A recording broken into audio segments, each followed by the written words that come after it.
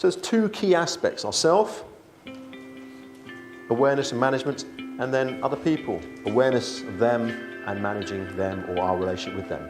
How good are we at talking about emotions? We don't talk about them, discuss them, and yet these things drive us. They're in control a lot of the time, not us. I want to ask you one question.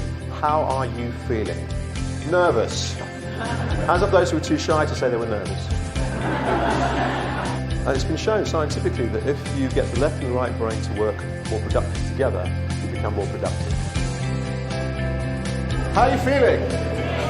Energized? Great! Why didn't you say that to me 2 minutes ago?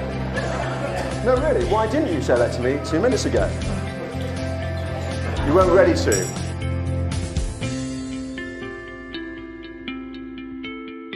Very often, several times through the day, we get out of sync with what's going on with ourselves and the world. What do you do for stress, for instance? I'm working with a coaching client at the moment who is very scared of his boss. His boss has a terrible temper. And he's managed to manage his boss much better now. One of the techniques we use is using breathing techniques. So we're talking about emotional intelligence. The first place we start is, where is your awareness? If we're not aware of our emotions, we've got all this information we're just not listening to.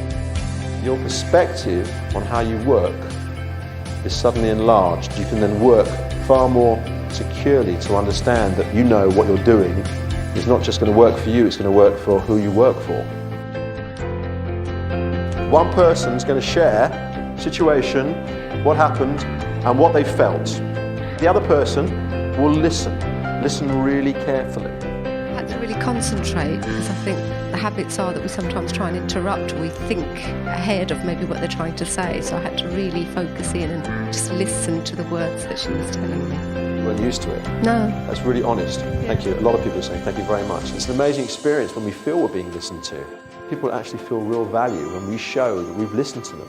It's about rapport building, showing in your body language, not just your words, that you are actually engaged and you value what you're listening to. And this is all about building trust. This is what we're talking about. Everything builds trust. What qualities would you look for in a leader? Decisive, competent, courageous, self-aware. Thank you, great one, supportive.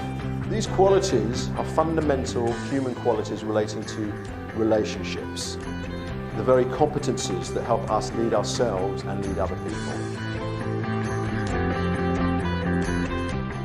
Our emotions create very powerful feelings within us.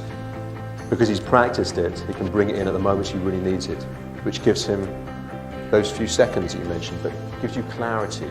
It makes sure that your emotions aren't in the way, so that you can actually see and think clearly in the moment to what's happening, and even step back and look at someone who's possibly giving you the roughest time, and start to see almost above and beyond and say, what's really going on here? That's an amazing piece of freedom, an amazing gift that you can give yourself. Emotional intelligence, it helps us to value and manage ourselves, express ourselves, so we are good at working under pressure.